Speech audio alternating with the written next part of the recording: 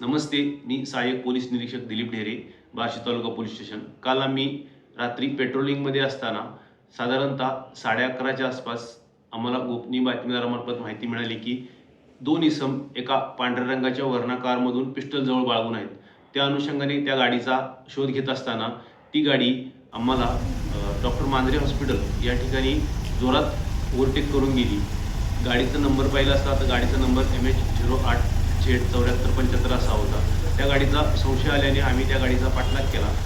गाडी साधारणतः MI मंदिर या ठिकाणी गाडीला आडवी लावून गाडी थांबवली असता त्या गाडीमधून एक इसम पळून गेला आणि दुसऱ्या इसमास स्टाफसह पकडले असता त्याचे नाव विचारले. त्याने त्याचे नाव अभिजित जाधव परांडा असे असल्याचे सांगितले. त्या इसमास ताब्यात घेऊन त्याच्याकडं चौकशी केली असता पळून गेलेल्या इसमाचे नाव त्याने धीरज कांतीलाल पवार असल्याचे सांगितले.